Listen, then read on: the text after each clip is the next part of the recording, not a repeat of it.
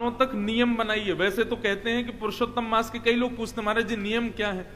एकादशी का जो नियम होता है ना वो पूरे मास भर का नियम है, ये सबसे श्रेष्ठ नियम है। और यदि आप पूछें और कोई नियम बताइए तो देखिए पुरुषोत्तम मास में सबसे श्रेष्ठ नियम है भागवत दर्शन।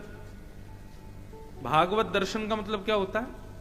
भागवत का मतलब केवल पोथी नहीं, भागवत का मतलब भगवान के जो हैं उनका दर्शन।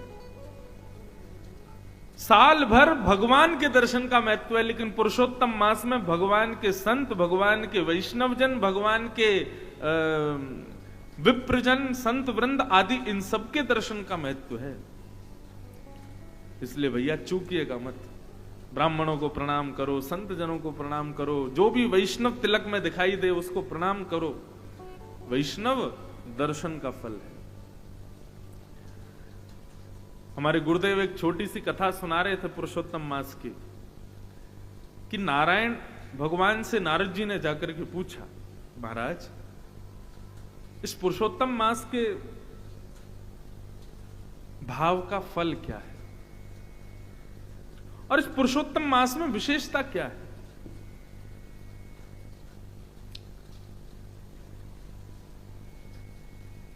तब भगवान श्रीमन नारायण बोले देखो अब हम तुमको बताएंगे तो तुमको शायद इतना समझ नहीं आए, तो एक प्रैक्टिकल करके बताते थे।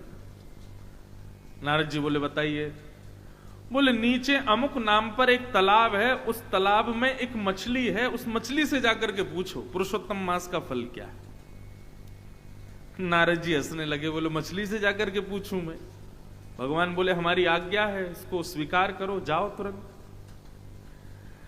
नारद जी महाराज पृथ्वी पर जहां भगवान ने बताया तो वहां आए, तालाब में एक मछली थी। नारद जी ने जाके प्रणाम किया, जय हो मत्स्य देवता, भगवान की आज्ञा हुई है कि हम आपसे पूछें कि पुरुषोत्तम मास का फल क्या है, कृपा करके बताइए।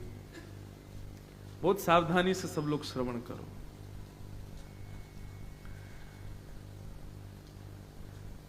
मछली बोली जय हो नारद जी, आपके दर्शन हो गए, हम तो कृतार्थ हो गए। एक काम कीजिए, सामने एक गौशाला है, वहां पर एक गाय बछड़े को जन्म दे रही है, आप उस बछड़े से जाकर के पूछिए। और ऐसा कहकर के मछली ने अपने प्राण त्याग दिए। नारद जी बोले ये क्या हुआ? भगवान ने तो आज्ञा दी थी कि ये बताएगी, लेकिन इसने तो प्राण ही त्याग दिए। लेकिन कह के गई है कि उनसे पूछो, गैया बछड़े को जन्म दे रही है। नारद जी गए गौशाला में, जाके गैया को प्रणाम किया। बछड़े का जैसे ही जन्म हुआ नारद जी ने प्रणाम किया, बोले भैया भगवत आज्ञा हुई है कि हम आपसे पूछें पुरुषोत्तम मास का फल क्या है। बछड़ा भी प्रसन्न हो गया, जय हो, मेरे कितने सौभाग्य कि जन्म लेते ही नारद जी के दर्शन हो रहे हैं। हे नारद जी, वो सामने वृक्ष है ना, उस वृक्ष पर एक सुख तोता, उसके बालक का जन्म हुआ है, आप जाकर के उस बालक से पूछिए। और ऐसा कहकर के उस वत्स ने भी प्राण त्याग दिए। नारद जी बोले ये हो क्या रहा है भैया, मैं जिससे पूछ रहा हूं वो प्राण त्याग देता है। नारद जी उस वृक्ष पर तोते के वत्स से बोले भैया आपका अभी जन्म हुआ। वो तोता प्रसन्न हो गया नारद जी को देख करके, बोले जय हो, आपके दर्शन हो गए नारद जी। नारद जी बोले भैया पुरुषोत्तम मास के फल क्या है, पुरुषोत्तम मास की योग्यता क्या है, जरा बताइए। सुख पक्षी के उस छोटे से बालक ने कहा जय हो नारद जी, आपके दर्शन हुए, मैं कृतार्थ हो गया। अभी अभी ना इस नगर के राजा के पुत्र ने जन्म लिया है, आप जाकर के राजा के यहां उस पुत्र से पूछिए। और ऐसा कहकर के वो सुख पक्षी का बालक भी मर गया। नारद जी तो घबरा गए, बोले मैं जिससे पूछता हूं वो प्राण त्याग देता। मछली के बालक ने त्याग दिया, गैया के बालक ने त्याग दिया, अब इस सुख के बालक ने भी। कहीं ऐसा नहीं हो मैं राजा से पूछने जाऊं उसका बालक भी प्राण त्याग दे। मैं जहां जा रहा हूं भैया कहीं यही तो पुरुषोत्तम मास का फल नहीं है। नारद जी बड़े घबरा गए, लेकिन क्या करें, जानना तो है, भगवान की आज्ञा है। तो नारद जी पहुंचे और पहुंच करके राजा ने तो आनंद हो गया, अरे वाह वाह वाह, जय हो, मेरे घर बालक हुआ, संत नारद पधारे हैं, भगवत शिरोमणि पधारे हैं, दंडवत प्रणाम किया। बोले महाराज भगवान की आज्ञा हुई है, पुरुषोत्तम मास का फल जान करके आओ, महिमा पूछ करके आओ, जो भी बता रहे हैं सब प्राण त्याग रहे हैं, अंततो गत्वा आपके पुत्र से पूछने के लिए कहा है। नन्ना सा राजा का पुत्र जैसे ही नारद जी की गोद में दिया तो भगवत आज्ञा से वो नन्ना सा बालक ही बोलने लगा। बोले जय हो नारद जी, आपको प्रणाम। बोले भैया प्राण मत त्यागना, पहले ये बताओ पुरुषोत्तम मास का फल क्या है। वो बालक आनंदित हो गया और आनंदित होकर के बोला नारद जी, मैं अपने प्रारब्धों से एक मछली बना था, लेकिन पुरुषोत्तम मास में आपका दर्शन करके मैं उस योनि से मुक्त हो गया। अपने प्रारब्ध के कारण एक वत्स बन करके आया, बछड़ा बन के आया। पुरुषोत्तम मास में आपके दर्शन से मैं उस योनि से भी मुक्त हो गया। फिर मैं एक सुख पक्षी बन करके आया, आपके दर्शन से उससे भी मुक्त हो गया। और इन समस्त प्रारब्धों से मुक्त होकर के अब मैं मानव ही नहीं, एक राजा के घर में जन्म लेकर के आया हूं। केवल एक संत के दर्शन से ये फल प्राप्त होता है पुरुषोत्तम मास में। ये है भागवत दर्शन की महिमा। हे नारद जी, व्यक्ति अपने प्रारब्धों से 84 लाख योनियों में भटकता है, परंतु वो जितनी बार वैष्णव दर्शन पुरुषोत्तम मास में करता है उतने ही उसके प्रारब्ध की योनियां जो हैं वो उनसे मुक्त होता चला जाता है। मतलब मान लीजिए कि आपने अगले 7 दिन में, अब राह चलता जो भी तिलक लगाए सब वैष्णवी हैं, जिसके गले में कंठी माला दिखे समझो वैष्णवी है। और महाराज इस ऋषिकेश में तो जो गंगा में डुबकी भी लगा रहा है ना वो भी वैष्णव है। सबको अपने नेत्रों से निहारते रहो, सबको प्रणाम करते रहो। जितने ज्यादा से ज्यादा लोग देख लोगे उतने ही आप अपने प्रारब्ध की योनियों से मुक्त होते चले जाओगे। ये है पुरुषोत्तम मास में केवल भगवत भक्तों के दर्शन की महिमा। सोचो, भगवत भक्त के दर्शन की महिमा इतनी है तो तीर्थ में जाने की महिमा कितनी होगी। उस तीर्थ में भी भगवत नदियों में स्नान करने की क्या महिमा होगी, और भगवत नदियों में भी सर्वश्रेष्ठ श्री गंगा में स्नान की क्या महिमा होगी। और उसमें भी आप कथा भी सुन रहे हो। अपने मुझे बताया गया था जब इस कथा के लिए बात करने आए थे इस कथा के आयोजक, तो बोले महाराज जी जितने भी वैष्णव आ रहे हैं सबकी सेवाएं साथ आ रही हैं, सब अपने ठाकुर जी को संग लेकर के आ रहे हैं। बताओ इससे बड़ी महिमा और क्या होगी। गंगा स्नान, भागवत की कथा श्रवण, तीर्थ दर्शन, वैष्णव दर्शन, भक्त दर्शन, भगवत सेवा, और आप जो प्रसाद भी पाओगे, भोजन भी करोगे, वो सामान्य अन्य आहार नहीं है, वो भी प्रसाद है। 24 घंटे में से कम नहीं तो 18-19 घंटे तो आप लोग केवल भगवत में ही रहने वाले हो। निश्चित ही इस पुरुषोत्तम मास में किए गए हमारे द्वारा कर्म जो हैं वो जीते जी। अच्छा, अब इसके पीछे एक बात और, महाराज जी हमारे पुरुषोत्तम मास में किए गए नियम का फल हमको क्या मांगना चाहिए? ठाकुर जी से क्या फल मांग रहे हैं? वैसे तो हम वृंदावन वाले हैं, वृंदावन वाले कछु फल ना मांगे ठाकुर जी से, वृंदावन वाले फल ना मांगे, वृंदावन वाले ठाकुर जी को मांगे।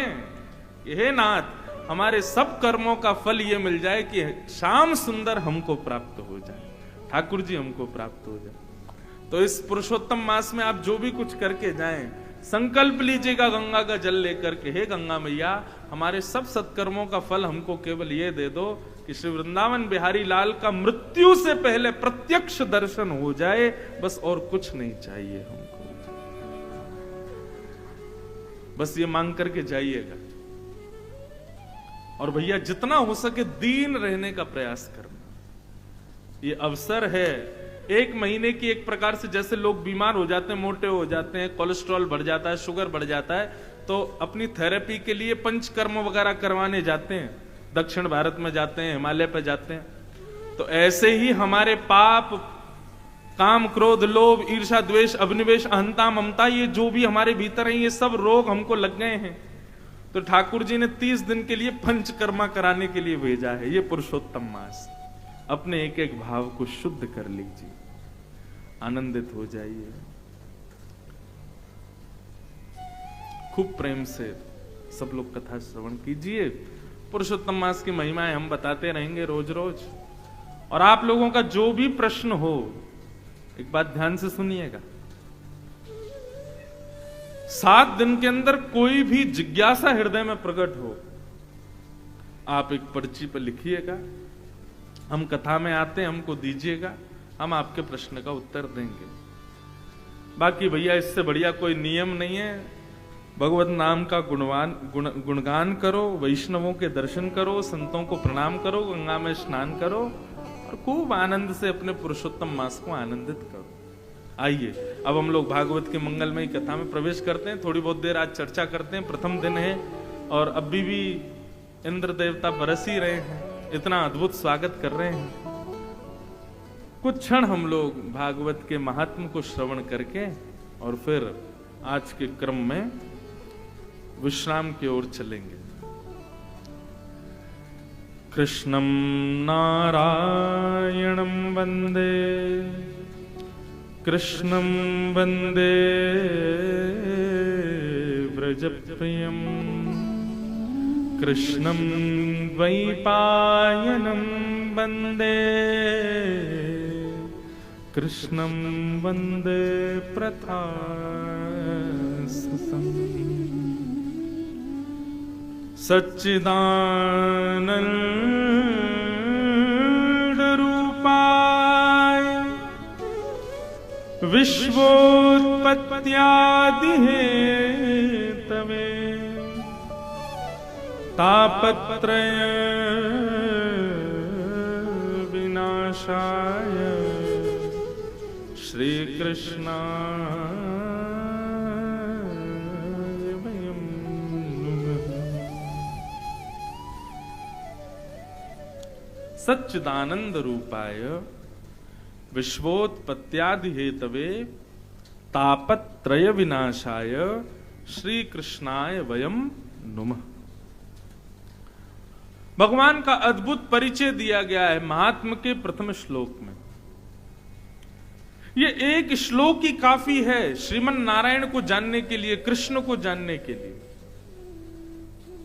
बहुत ध्यान से सुनिएगा। 3 प्रकार के रूप हैं भगवान के, 3 प्रकार के गुण हैं भगवान के, 3 प्रकार के कर्म हैं भगवान के, त्रिकालाबाधित हैं भगवान। और उनका सुंदर वर्णन यहां पर भागवत के महात्म्य में किया गया। कैसे हैं भगवान? सच्चिदानंद रूपाय। ठाकुर जी का रूप कैसा है? पहला सत्य, भगवान सत्य है। सब लोग इधर देखो, कथा सुनो ध्यान से, सावधानी से। ठाकुर जी का प्रथम स्वरूप क्या है? सत्य।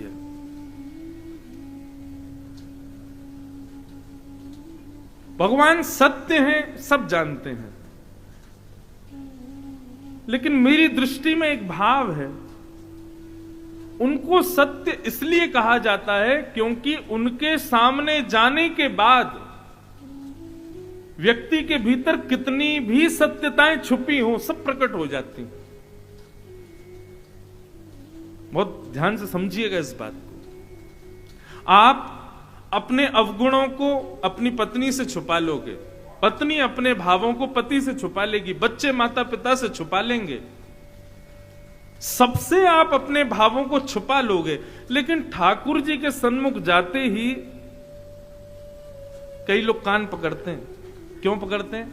ए नाथ, आप तो सब जानते हो मेरे अंदर क्या क्या है, मैं कैसा हूं। ये पड़ोसी को देख करके मुझको कितनी जलन होती है, आपको सब पता है। किसी की उपलब्धि मुझसे देखी नहीं जा रही है, आप सब जानते हो नाथ। मैं एकादशी के दिन चुपके चुपके रोटी खा लेता हूं, आपको पता है नाथ। आप सब जानते हो नाथ, आपसे क्या छुपा है। हमारे भीतर जितने भी असत्य हैं जो हमने सबसे छुपाए हैं, ठाकुर जी के सामने सहज सब प्रकट हो जाते हैं, इसलिए वो सत्य हैं। व्यक्ति कितना भी बनावटी रूप धारण कर ले संसार को रिझाने के लिए, लेकिन ठाकुर जी के सामने जाकर के उस सब वास्तविकताएं उसको याद आ जाती हैं। मैं कितना क्रोधी हूं, मैं कितना कामी हूं, कितना लोभी हूं, कितना द्वेष मेरे भीतर बड़ा है, ये सब ठाकुर जी के सामने प्रकट हो जाता है, इसलिए वो सत्य हैं। क्यों? क्योंकि व्यक्ति के हृदय से सत्य को प्रकट करा देते। उनके जैसे सूर्य के प्रकाश आते ही अंधेरा रुकेगा नहीं। सूर्य के प्रकाश आते ही कितनी भी बहुमूल्य वस्तु हो, अंधेरे में जो दिख नहीं रही है वो प्रकट हो जाती है। ऐसे ठाकुर जी के सामने जाती व्यक्ति के सारे विकार, सारे असत्य प्रकट हो जाते हैं, इसलिए वो सत्य है। तो भगवान का पहला स्वरूप क्या है? सत्य। ठाकुर जी का दूसरा स्वरूप है चैतन्य। भगवान चैतन्य। केवल जड़ में ही उनका दर्शन मत करो, केवल मूर्ति में ही वो है, ऐसा नहीं। हमारे वृंदावन में, मैं एक बात कथाओं में कहा करता हूं, हमारे वृंदावन में जिसको देखो राधे राधे राधे राधे, जय श्री राधे राधे राधे बोलते, बेचारे कन्हैया तो कोने में कहीं बैठे हैं। जय श्री कृष्ण हम बार कोई 2-4 लोग बोलते, नहीं तो वृंदावन में सब राधे राधे ही बोलते हैं। लेकिन आप मंदिर में जाकर के देखो, बिहारी जी चले जाओ, राधा वल्लभ जी चले जाओ, राधा रमन जी चले जाओ, कहीं भी चले जाओ, बैठे कौन है? श्याम सुंदर। और मुख से बोल क्या रहे हैं? जय जय श्री राधे। राधा रानी कहां है? सब जगह ठाकुर जी बैठे हैं। अब इसके अनेक भाव हैं। राधा रानी बैठी हैं, वो देखने के लिए बहुत समय चाहिए, सदगुरु की कृपा चाहिए तो किशोरी जी दिखें। लेकिन प्रत्यक्ष भाव से, यदि सामान्य भाव से वृंदावन में आप देखो तो केवल ठाकुर जी हैं। राधा रानी कहां है? वृंदावन की वायु राधा रानी है, वृंदावन के शब्द राधा रानी है, वृंदावन का कण-कण राधा रानी है, वृंदावन में प्रकाश राधा रानी, वृंदावन की निशा राधा रानी, वृंदावन में वृक्ष राधा रानी, पत्र राधा रानी, सब राधा रानी है। केवल जड़ भाव से राधा रानी नहीं है, चैतन्य भाव से वृंदावन में विचरण कर रही हैं, वो श्री राधा रानी सब जगह घूम रही है। तो भगवान का दूसरा स्वरूप चैतन्य, वो केवल जड़ पदार्थ में नहीं है, केवल मूर्ति में नहीं है। ठाकुर जी चैतन्य हैं, प्रत्यक्ष हैं। वो केवल जड़ में ही प्रकट हो गए ऐसा नहीं है, वो चैतन्य भी रहते हैं। इसका दूसरा अर्थ यह है भैया, चलते फिरते उठते बैठते हर मानव चैतन्य है, तो इसका मतलब उनके भीतर ठाकुर जी हैं। गीता में भगवान कहते हैं, ईश्वरः सर्वभूतानां हृदय सेर्जुन तिष्ठते। सबके भीतर भगवान बैठे।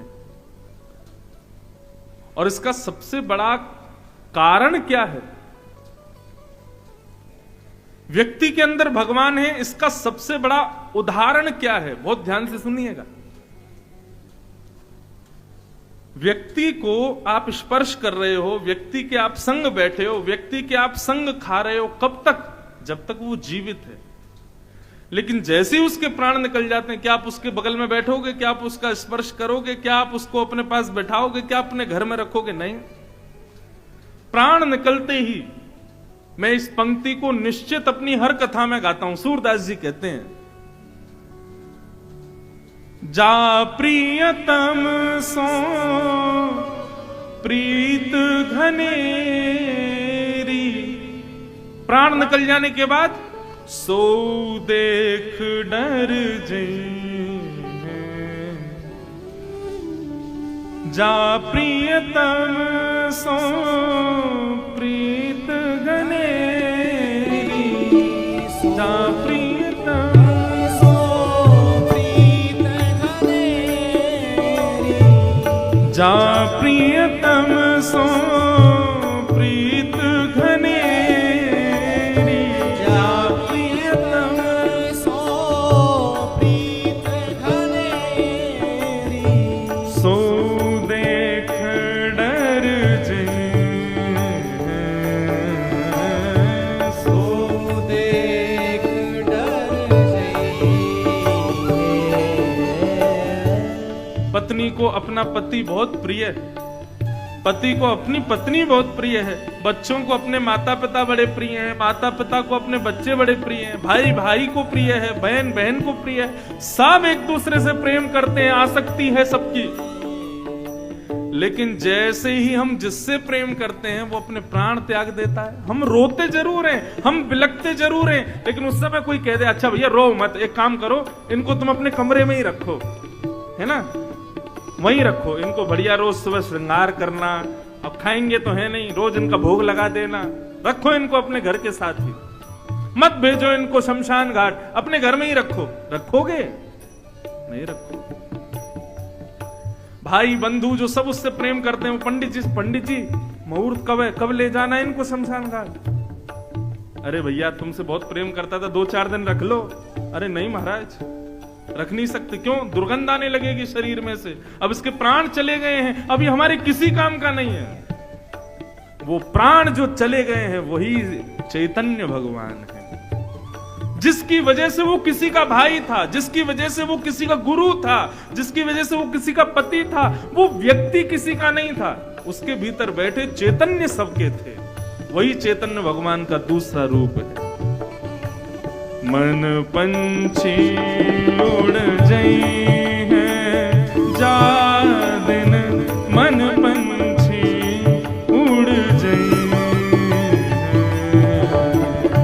मन पंछी उड़ गई जा दिन, मन पंछी उड़ जाई। सूरदास जी कहते हैं, बिन गोपाल को नहीं अपनो, बिन गोपाल को नहीं अपनो, बिन गोपाल को नहीं अपनो, बिन गोपाल को नहीं अपनो, जासों की रहती रही,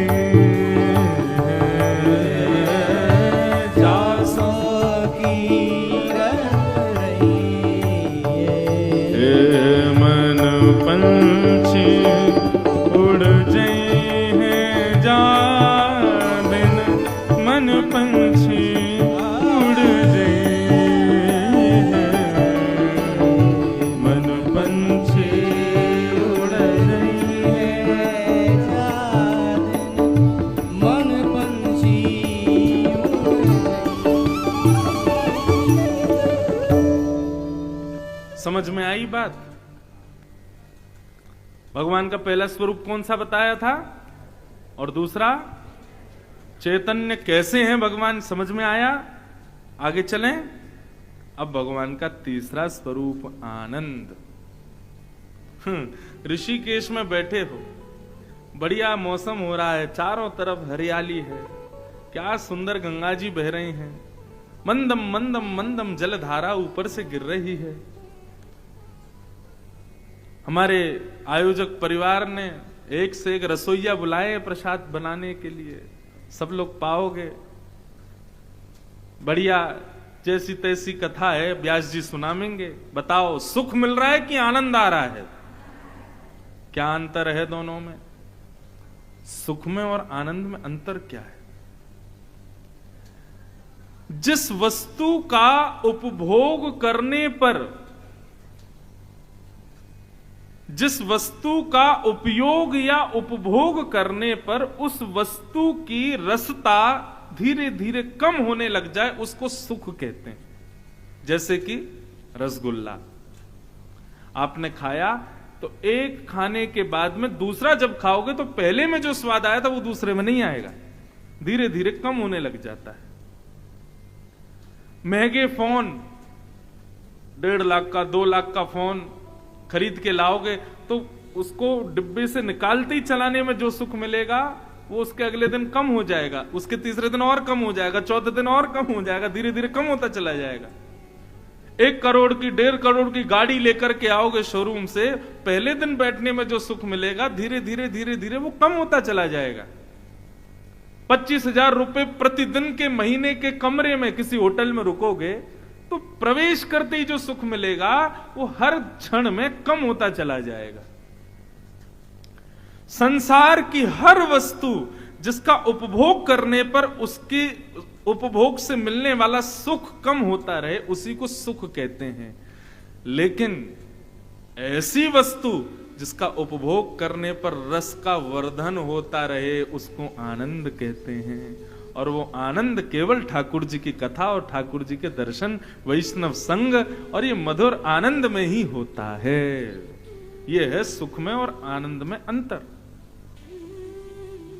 पहले दिन जितना आनंद आ रहा है कथा में, कल उससे दुगुना आएगा, तीसरे दिन उससे तिगुना आएगा, चौथे दिन उससे 4 गुना ज्यादा आएगा, और अंतिम दिन तो कहीं कहीं ऐसा भी हो जाता है कि लोग विलक विलक करके रोते हैं कि कथा विश्राम क्यों हो गई, अब हमको घर जाना पड़ेगा। व्यास जी आप जा रहे हो।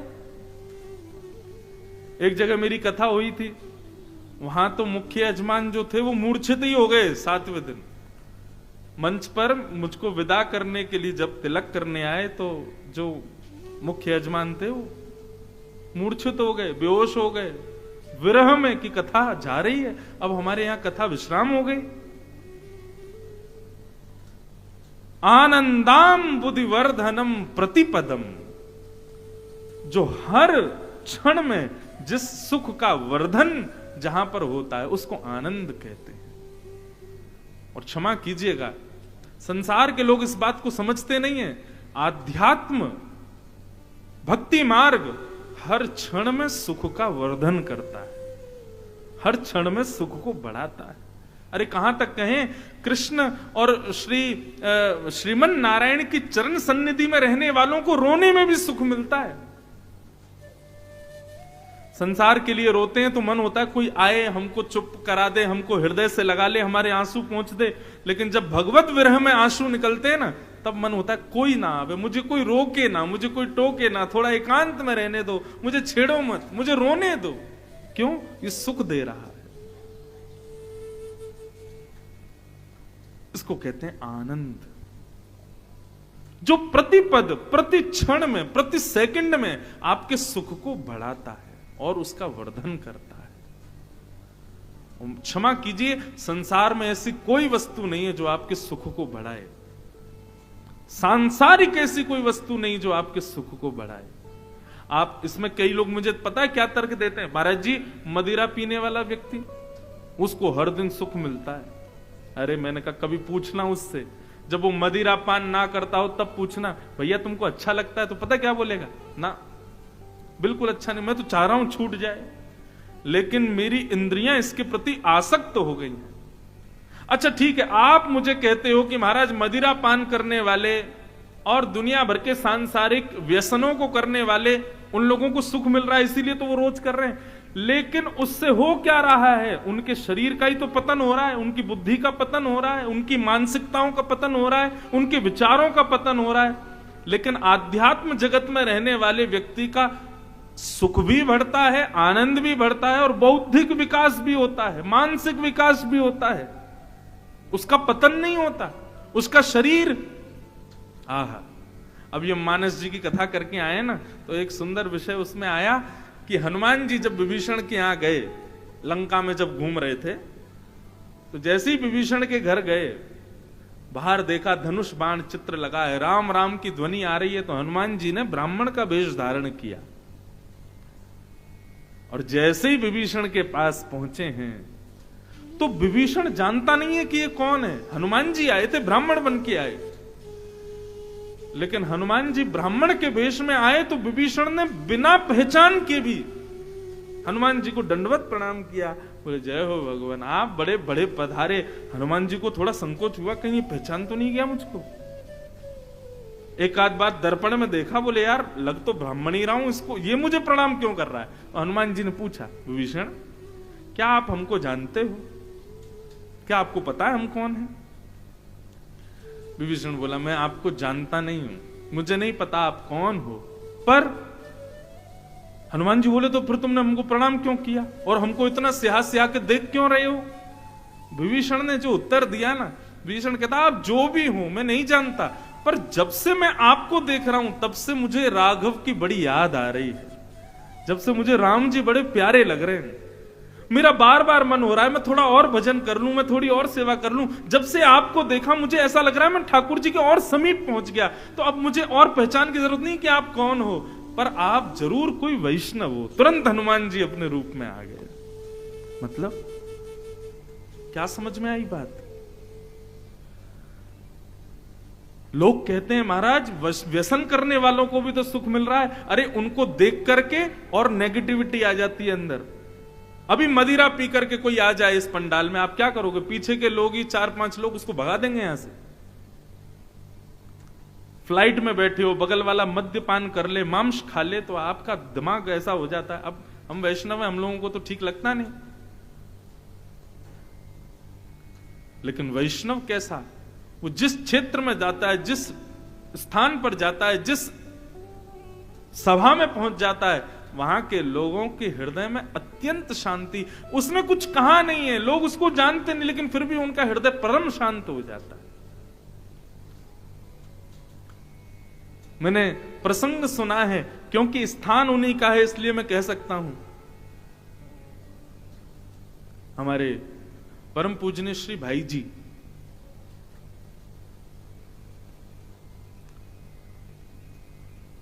भाई जी का एक मैंने प्रसंग कहीं सुना कि जब श्री राधा बाबा भाई जी से प्रथम बार मिलने के लिए गीता वाटिका पहुंचे, थे बड़े ज्ञानी थे, उनके आगे अच्छे अच्छे ज्ञानी ठहर नहीं पाते थे, उनके प्रश्नों का उत्तर सब देते थे, लेकिन वो संतुष्ट नहीं थे। तब किसी ने उनसे कहा कि आप एक काम करो बाबा, आप ना वहां जाओ गीता वाटिका, और वहां पर आपको भाई जी मिलेंगे, आप उनका दर्शन कीजिएगा, वो आपके शंका का समाधान करेंगे। ब्रह्मचारी, ब्रह्मनिष्ठ, अत्यंत तेजवान, और अवस्था भी ज्यादा नहीं थी। गीता वाटिका पहुंचे,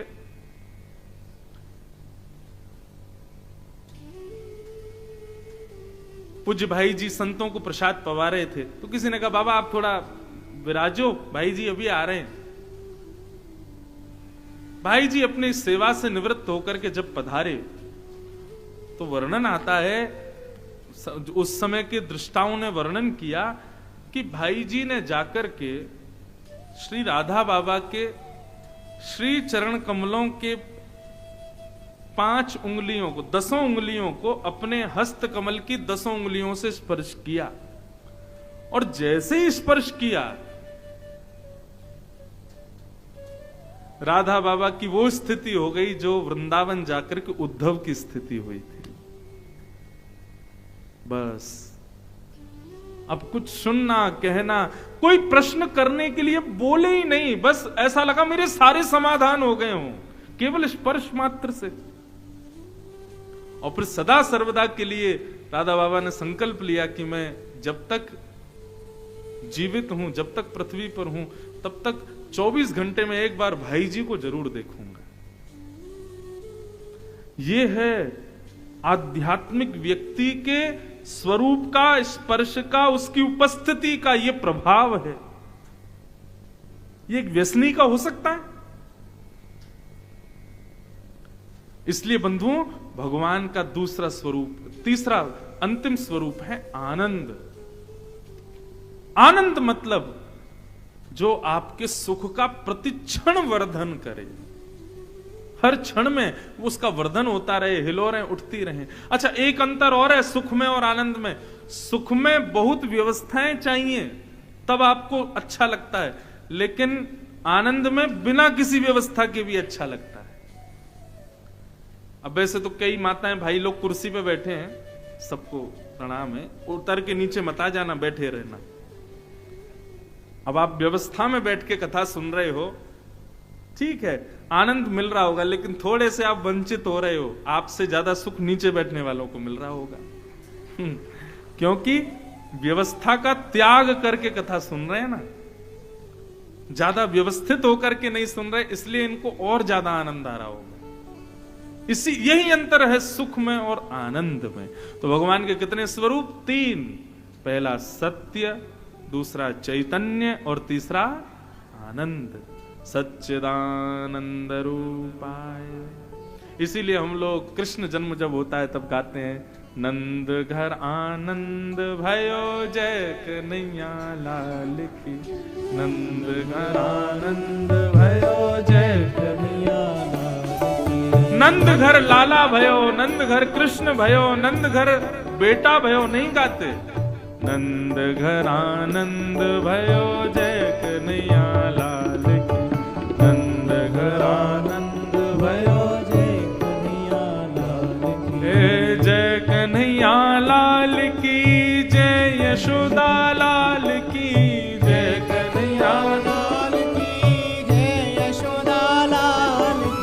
जय कन्हैया लाल की जय, यशोदा लाल की जय, कन्हैया लाल की जय, यशोदा लाल हे नंद घरानंद भयो, जय कन्हैया लाल की, नंद आनंद भयो, जय कन्हैया लाल आनंद घरानंद भयो, जय कन्हैया लाल की, बोल नंद के लाला की जय। ले प्रथम दिन ही आपकी कथा में नंदोत्सव हो गया, और वैसे भी आप सब पीले पीले वस्त्र पहन के बैठे हो, तो ये भाव उत्पन्न अपने आप ही हो गया। तो बंधुओं, ठाकुर जी आनंद हैं, सच्चिदानंद रूपाय। और फिर कर्म, 3 कर्म हैं भगवान के, विश्वोत्पत्त्यादि हेतवे। क्या करते हैं भगवान? विश्व का सृजन करते हैं, फिर विश्व का पालन करते हैं, और अंत में विश्व का संहार कर देते हैं। और तीसरी बात, भगवान के 3 गुण हैं। क्या? तापत्रय विनाशाय। ठाकुर जी का तो एक ही गुण है, कृपा का, लेकिन हम लोग जो त्रिगुण से युक्त हैं, आदि दैविक, आदि भौतिक, आध्यात्मिक, इन तीनों गुणों को जो स्वीकार करके उनका विनाश कर देते हैं, ऐसे श्री कृष्ण को हम प्रणाम करते हैं, उनको वंदन करते हैं। इस प्रकार भगवान का ये अद्भुत परिचय श्रीमद् भागवत के महात्म्य के प्रथम श्लोक में दिया गया। सच्चिदानंद रूपाय विश्वोत्पत्त्यादि हेतवे तापत्रय विनाशाय श्री कृष्णाय वयम नमः। भागवत के 2 श्लोक में, महात्म्य के 2 श्लोक में श्री सुखदेव जी को वंदन किया। हम लोग भी हाथ जोड़ के वंदन करें। यम प्रव्रजन्तमनुपेतमपेत कृत्यम द्वैपायनो विरह कातरया जुहाव पुत्रेति तन्मयतया तरवोभिनेदु तम सर्वभूत हृदयं मुनिमानतोस्मि। बोलो सुखदेव जी महाराज की। सुखदेव जी को वंदन करते हुए अब यहां से श्री सौनक जी महाराज कहना प्रारंभ करते हैं। 88,000 सौनकादि ऋषि नैमिषारण्य क्षेत्र में मानव कल्याण के लिए यज्ञ कर रहे थे। तभी वहां पर सूत जी का आगमन हुआ और समस्त सौनकादि ऋषियों ने उनसे प्रश्न किया। बंधुओं देखो, ज्ञान जो है ना, वो जिज्ञासा के पात्र में ही टिकेगा। यदि आप जिज्ञासु बनकर के कथा नहीं सुनोगे ना, तो सब बातें आपके सिर के ऊपर से जाएंगी और आप केवल घड़ी देख के प्रतीक्षा करोगे कब कथा पूरी हो, कब हम भोजन करें। इसलिए जिज्ञासा हृदय में होनी चाहिए। हम सत्य बताएं, हमारा जब गुरुदेव हमको अध्ययन कराते थे तो हमारी एक ही अभिलाषा रहती थी, वो कुछ भी पढ़ाते थे तो मैं कम से कम 100 प्रश्न पूछता था उनसे। ऐसा क्यों हुआ, ये क्यों हुआ, ये कैसे। अच्छा, इसमें परीक्षा नहीं होती थी कि गुरुजी की परीक्षा लूं कि इनको आता है कि नहीं। एक और चीज, हाँ, कई जगह कथाओं में ये और होता है कि श्रोता लोग इसलिए प्रश्न करते हैं, पूछें तो सही व्यास जी को कितना आता है, देखें तो सही। नहीं, परीक्षा की भावना से नहीं, जिज्ञासा। ऐसा भी तो हो सकता है आपको जो पता हो व्यास जी उससे भी बढ़िया कुछ बता दें। तो जिज्ञासा जब हृदय में होगी तभी ज्ञान टिकेगा। सौनकादि ऋषियों ने जिज्ञासु होकर के सूत जी महाराज से प्रश्न किया। बोले, हे भगवान, हम आपसे प्रश्न करना चाहते हैं। बोले, क्या? कि श्रेयसान्यद्भवे श्रेय पावनानां च पावनम कृष्ण प्राप्ति करम सस्व साधनम तद्वदाधुना। महाराज, श्रेष्ठ से श्रेष्ठ, पवित्र से पवित्र और कम समय में भगवान को कैसे प्राप्त किया जा सकता है, इसका उपाय बताओ। भगवत प्राप्ति का साधन बताइए बस, कृपा करके। ये प्रश्न जब किया तब सूत जी महाराज अत्यंत प्रसन्न हो गए और प्रसन्न होकर के उन्होंने उत्तर दिया काल व्याल मुखग्रास त्रास निर्णास हे तवे श्रीमद्भागवतम शास्त्रम कलौ कीरेण भाषितम। आज प्रथम दिन है ना, तो आज महात्म सुनाया जाता है। पहले भी सुनी होंगी आपने कथाएं। महात्म का मतलब महत्व, भागवत का महत्व क्या है, तो वही महात्म बताया जा रहा है। तो ध्यान से सुनना, इसमें भी बहुत कुछ है।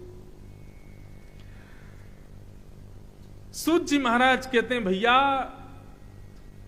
संसार में हर व्यक्ति काल के व्याल से डरा हुआ है। कई लोग कहते हैं हमको मरने से डर नहीं लगता, कई लोग कहते हैं ना हमको मरने से डर नहीं लगता, उनको नोच जाना जोर से, जैसे ही नोचोगे तो लग गई, तो मरने से डर तो लगता नहीं तुमको, तो लगी क्यों रही है तुमको? हम सबको लगती है। हमारी आंखों के आगे गेंद आ जाए, हमारी आंखों के आगे कंकड़ आ जाए, तुरंत आंखें बंद हो जाती हैं, ये भय है। जरा सी गर्मी हो जाए हम तुरंत पसीना पहुंचने लग जाते हैं, पंखा करो पंखा, ये क्या है? ये सब हमारे देह का अभिमान है। और देह अभिमान कब करता है? जब वो मृत्यु को पाना नहीं चाहता, तब अभिमान करता है। तो हम सब मृत्यु के भय से भयभीत हैं, परंतु बंधुओं एक स्थिति ऐसी है, वो स्थिति निश्चित रूप से मृत्यु के भय को नष्ट कर देती है, और वो स्थिति प्रदान करती है श्रीमद् भागवत की कथा। लोग पूछते हैं, महाराज जी हमने बहुत कथाएं सुन ली, लेकिन क्या करें, कब तक सुने? मैंने कहा जब तक मृत्यु का भय हृदय से नष्ट ना हो जाए तब तक सुनते रहो। जब तक देहाभिमान शून्य ना हो जाओ तब तक सुनो। जब तक जिस तरफ दृष्टि घुमाओ उस तरफ श्याम सुंदर ना दिखें तब तक सुनो। जब तक सब में गुण और खुद में अवगुण ना दिखने लग जाएं तब तक सुनो। अभी हम लोग विपरीत हैं, अभी हम लोग बिल्कुल उल्टे हैं। अभी हमको बहुत भय लगता है मृत्यु से। जरा सी हमारी स्वास्थ्य विपरीत कूल में चली जाए तुरंत हम भयभीत हो जाते हैं। जरा सा मौसम बिगड़ जाए हम भयभीत हो जाते हैं। एक हमारी बहन जी, एक सामान्य सी बात, उन्होंने मुझको फोन किया, बोले आपकी ऋषिकेश में कथा है। मैंने कहा जी आप थोड़ा वहां जाकर के वहां का मौसम बताइएगा, जरा गंगा जी का स्तर बताइएगा, बादल कैसे हैं ये बताइएगा, व्यवस्था कैसी। मैंने कहा क्यों? बोले नहीं फिर हम मन बनाएंगे आने का। मैंने कहा भाई इतना ही डर रहे हो तो फिर क्यों आना है? अच्छा अभी हमारी कथा है, और शायद हमारी कथा के विश्राम के 5 दिन बाद से पूज्य पिताजी की भी कथा है ऋषिकेश में। 26 तारीख से है, बताओ 24 को हमारी पूरी, 26 से उनकी है। और फिर उनकी अगस्त में फिर एक और है, 6 अगस्त से एक और है ऋषिकेश में। अब कहां है? अब जहां भी है हमको क्या, हम तो चले जाएंगे, आप भी चले जाओगे, हम भी चले जाएंगे, ऋषिकेश वाले आनंद लेंगे। तो बोले नहीं नहीं आपकी कथा में अगर मौसम खराब होगा तो हम तो गुरुजी की कथा में आ जाएंगे। मैंने कहा जय हो, इतना ही डर रहे हो तो आना क्यों है? भय, मृत्यु का भय, व्यवस्थाओं की अनुकूलता ना हो इसका भय, भोजन अनुकूल ना हो इसका भय, ये सारे भय श्रीमद् भागवत इन सबसे इतर कर देती है मानव को। उसको भय नहीं होता। ऐसा नहीं है कि भागवत सुनने वाला राम झूला से कूद जाएगा कि मुझको भय नहीं है। भय का मतलब वो सांसारिक स्थितियों से, व्यवहारों से फिर मुक्त हो जाता है। इस बात का भय नहीं है उसको कि यदि मैंने ये व्यवहार नहीं निभाया तो वो रूठ जाएगा, यदि मैंने ऐसा नहीं किया तो परिवार के लोग नाराज हो जाएंगे, यदि ऐसा नहीं किया पत्नी छोड़ देगी। इन सब चीजों का उसको भय नहीं रहता। हाँ एक भय रहता है कि कहीं श्याम सुंदर मेरा त्याग ना कर दें, कहीं ठाकुर जी मुझे बिसरा ना दें, इसका भय उसको सदैव रहता है। तो भागवत जो है ये भय मुक्त करती है, निर्भीक बना देती है, निर्भयी बना देती है मानव को। उसको फिर भय नहीं लगता। मीराबाई, उनको कोई भय लगता था? आप मीराबाई के पूरे चरित्र को पढ़ें, मां से, पिता से, परिवार से, धर्मशास्त्र आदि सब से वे बिल्कुल निर्भीक थी। ऐसे ही ब्रज गोपियां जब भगवान से मिलने के लिए शरद पूर्णिमा की रात्रि को गई तो भगवान उनको भयभीत करते हैं। अरे तुम्हारी सास क्या कहेगी, तुम्हारे पति, तुम उनको छोड़ के चली आई, अरे लोक लाज क्या कहेगी, सब लोग क्या कहेंगे। गोपियां कहते हैं मैं एवं विभोर हति भवान गति तुम नृशंसम संत्यज्य सर्व विषयांस्तव पाद मूलम। रूठे चाहे राजा वासे कछु न काजा, एक तू ही महाराजा और कौन पास जाएंगे। रूठे चाहे भाई वासे कछु ना भलाई, एक तू ही है सहाई और कौन को सराएंगे। रूठे चाहे शत्रु और मित्र आठों याम, एक तेरे चरणन के नेह को निभाएंगे। क्यों? क्योंकि जग सारा झूठा, एक तू ही है अनूठा। रूठ जाए चाहे सारा जग, पर तू ना रूठा चाहे, आप मत रूठो। बस ये हो जाती है भागवत सुनने वालों की स्थिति। उनको किसी से भय नहीं, बस भय है तो श्याम सुंदर मुझसे रूठे ना, वो नाराज ना। श्याम सुंदर सदा हमको प्यारे रहे, हम उन्हीं के रहे, वो हमारे गाओ। श्याम सुंदर सदा हमको प्यारे रहे, हम उन्हीं के रहे, वो हमारे रहे। श्याम सुंदर सदा हमको प्यारे रहे, हम उन्हीं के रहे, वो हमारे रहे। श्याम सुंदर सदा हमको प्यारे रहे, के रहे। भाव में डूब करके ठाकुर जी को याद करके गाओ। हम उन्हीं के रहे, वो हमारे रहे, हम उन्हीं के रहे, वो हमारे। श्री बद्रीनाथ भगवान की जय।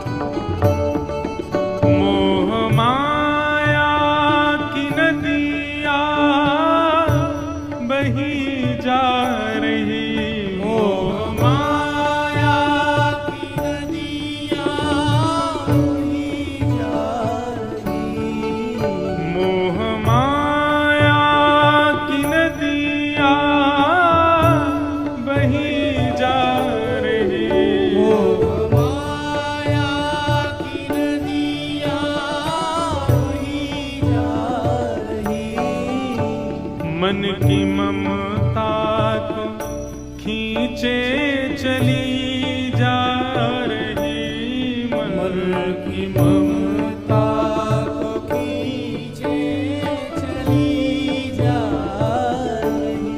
मन की ममता को खींचे चली जा रही, मन की ममता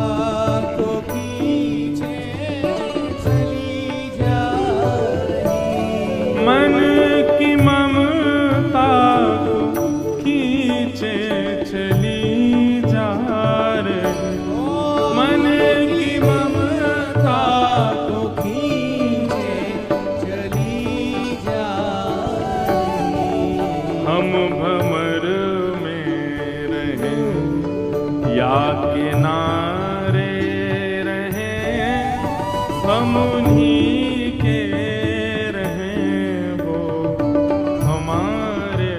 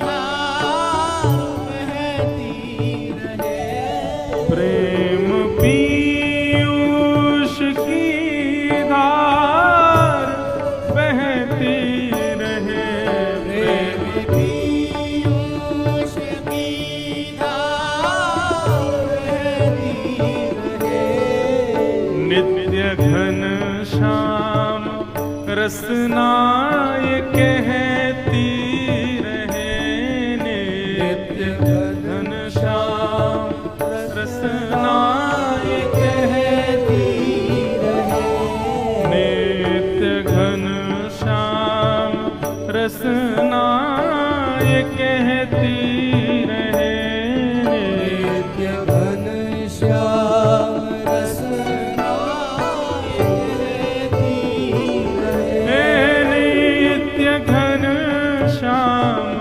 रसना ये कहती रहे, नित्य घनश्याम रसना ये कहती रहे। उनकी तस्वीर मन में बसाए रहे, हम उन्हीं के रहे, वो हमारे। उनकी तस्वीर बनाए रहे, हम उन्हीं के रहे, वो हमारे रहे। श्याम सुंदर सदा हमको प्यारे रहे, हम उन्हीं के रहे,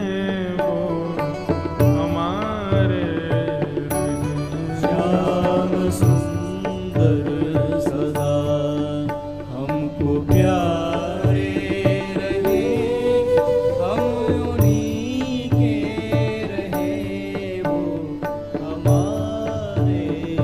ओ हम उन्हीं के रहे, वो हमारे। हम उन्हीं के रहे, वो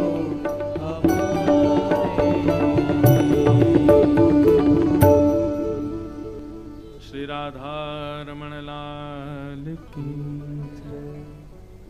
बस श्रीमद् भागवत सब भयों से मुक्त करके ऐसा बना देती है। सौनकादियों ने पूछा कि भगवत प्राप्ति का इस कलिकाल में सबसे श्रेष्ठ और पवित्र और कम समय में करने वाला साधन बताओ, क्योंकि कलयुग में लोगों पर समय नहीं है। तब कहा कि भैया श्रीमद् भागवत यदि एक क्षण भी व्यक्ति सुन ले मन लगा के, तो भी उसको भगवत प्राप्ति निश्चित हो जाएगी। ऐसी महिमा बताएगी। और आप लोग तो पुरुषोत्तम मास में सुन रहे हैं। पुरुषोत्तम मास की महिमाएं महाराज कहां तक, मैं वही तो बात है कि नहीं बता सकते, इतनी महिमाएं हैं पुरुषोत्तम मास में। हर क्षण नारायण मात्र कहने से ठाकुर जी उसकी सदगति सुनिश्चित कर देते हैं। इतना प्रिय है भगवान को। अच्छा, कई स्थानों पर इसको मलमास भी कहा जाता है। शुभ कार्य मलमास में नहीं करते, कई लोग नए काम शुरू नहीं करते, आदि आदि लोगों की विचारधारा है। भैया सबसे बढ़िया योग वही है जिस दिन राम जी राज्य गद्दी पर बैठ जाएं। एक दिन बाद राज्य अभिषेक होगा राम जी का, केवल ये निर्णय की वजह से 14 वर्ष का वनवास हो गया। दशरथ जी ये नहीं कहते, वशिष्ठ जी ये नहीं कहते कल उत्तम दिन है, ये कहते अभी इसी वक्त उत्तम दिन है, बैठा दो राम जी को, तो शायद राम जी का 14 वर्ष वनवास नहीं होता। लेकिन एक दिन टाल दिया, इसीलिए 14 वर्ष का वनवास हुआ। इसलिए भैया ये कथा सुनना, भगवत गुणानुवाद करना, भगवत स्मृति करना, ये तो इसके लिए समय मत देखो, ये तो जब कर लो वही दिन पुरुषोत्तम मास है। लेकिन पुरुषोत्तम मास में कर रहे हो तो ये बहुत बड़ी बात है, बहुत विशेष बात है।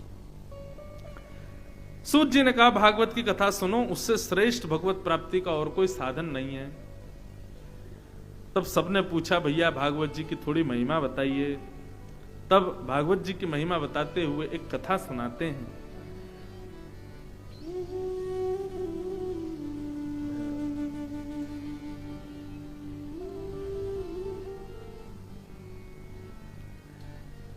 एक बार इसी उत्तराखंड में बद्रीनाथ में श्री नारद जी महाराज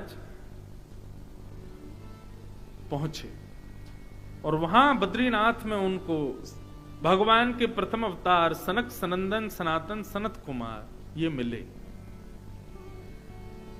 चारों पूछने लगे कथम ब्रह्मन दीन मुखम कुतश्चिंतातुरो भवान। हे नारद जी, आप इतने चिंतातुर क्यों लग रहे हो, क्या बात है? तब नारद जी ने बताया, बोले महाराज ये जो पृथ्वी है ना, इसकी बड़ी महिमा होती है देवलोकों में। और पृथ्वी पर बद्रीनाथ धाम है, केदारनाथ धाम है, प्रयागराज है, रामेश्वरम है, तिरुपति बालाजी, द्वारिकाधीश, सारे तीर्थ पृथ्वी पर हैं। और इन तीर्थों की महिमा देवता भी गाते हैं। लेकिन देवताओं के पास सब सुख है, लेकिन मानवों को इन तीर्थों में जाने का जो सुख है वो देवताओं को भी नहीं। देवता नहीं आ पाते। देवताओं के लिए कोई निश्चित समय है, वे तभी आ सकते हैं। जैसे बद्रीनाथ में जब हम सबके लिए कपाट बंद हो जाते हैं तब देवता आते हैं वहां पर। इतना सुयोग नहीं है देवताओं को पृथ्वी पर आना, कभी जब भी छुट्टी लेकर के बेचारे आते हैं। एक बार नारद जी आए और नारद जी ने जब पूरी पृथ्वी पर भ्रमण किया, बड़े निराश हो गए। तब बद्रीनाथ पहुंच करके उन्होंने सनत कुमारों से कहा, महाराज अहम तुम पृथ्वीं यातो ज्ञात्वा सर्वोत्तमामिति पुष्करम च प्रयागम च काशीं गोदावरी तथा हरिक्षेत्रे कुरुक्षेत्रे श्रीरंगम सेतुबंधनम एवमादिषु तीर्थेषु ब्रह्ममाण इतस्तता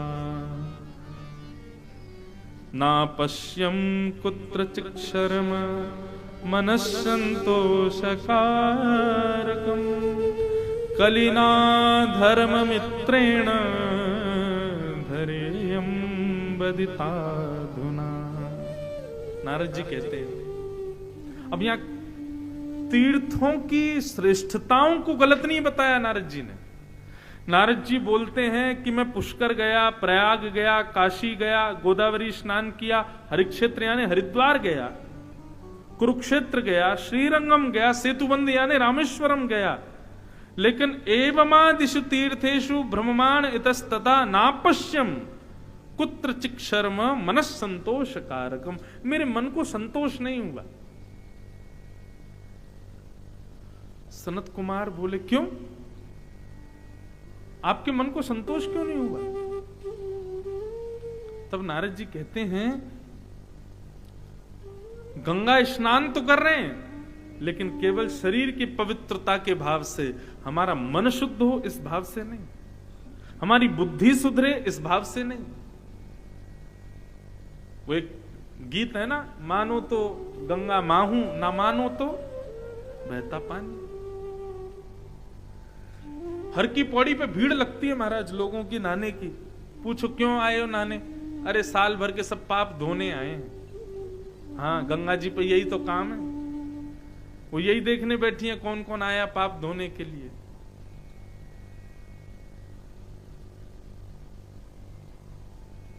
तीर्थों की महिमा, तीर्थों की श्रेष्ठता, नदियों की महिमाओं को जब तक आप कथा के माध्यम से सुनेंगे नहीं ना, वैष्णवों के माध्यम से सुनेंगे नहीं, तब तक तीर्थ जाना व्यर्थ है।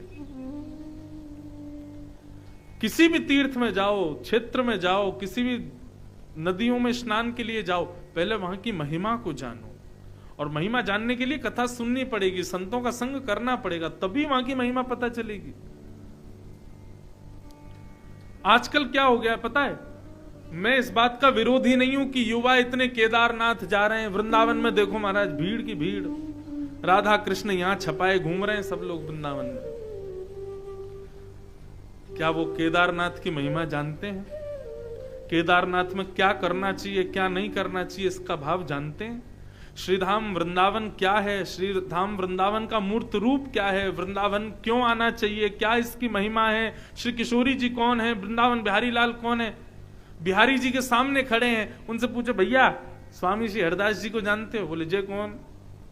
अरे जिनकी कृपा से बिहारी जी प्रकट हुए वो स्वामी श्री हरदास जी, जिनके भजन से बिहारी जी ने कृपा करके वृंदावन को सुशोभित किया वो स्वामी जी।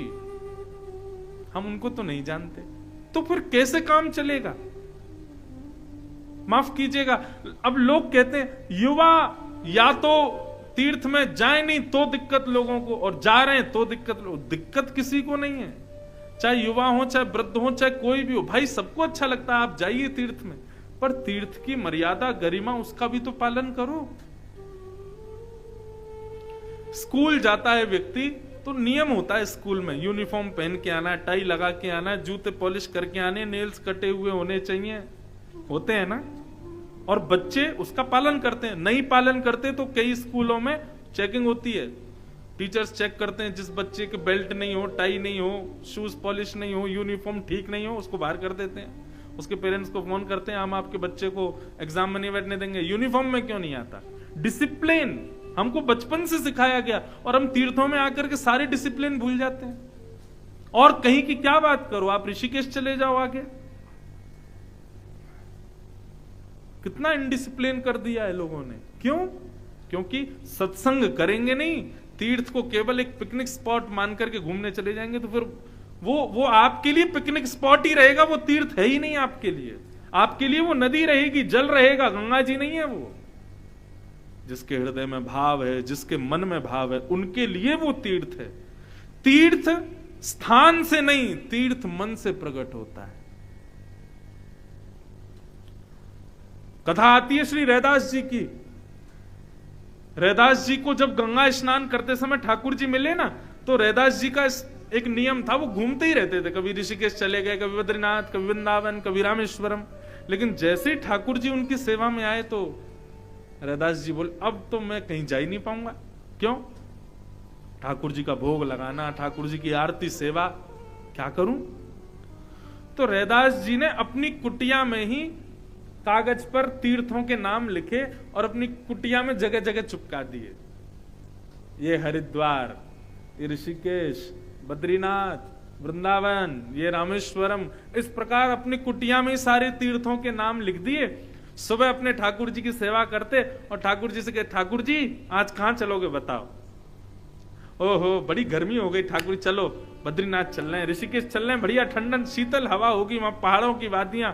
ठाकुर जी की चौकी उठाते और जहां ऋषिकेश नाम की चिट होती उसके नीचे धर देते। आहा देखो गंगा जी बह रही हैं, ठाकुर जी क्या सुंदर पर्वतमालाएं दिख रही हैं, रिमझिम बारिश हो रही है, संत जन विचरण कर रहे हैं, हर हर शंभू का कहते हुए सब लोग नहा रहे हैं, महादेव की उपासना कर रहे हैं। इस प्रकार से अपनी कुटिया में ही तीर्थ का चिंतन करके, और रैदास वास्तव में उस तीर्थ में ही पहुंचा। तीर्थ में नहीं पहुंचते थे, अपनी कुटिया में तीर्थ को प्रकट करते थे। रैदास जी की जीवनी में बताया जाता है कि जिस गांव में रैदास जी रहते थे उसमें कभी कभी जेठ के महीने में भयंकर गर्मियों में ठंडी शीतल हवा चलने लगती थी, तो गांव के लोग चर्चा करते, अरे भाई बड़ी ठंडी हवा चल रही है, शॉल निकालो, कंबल निकालो, जेठ का महीना इतनी ठंडी हवा क्यों?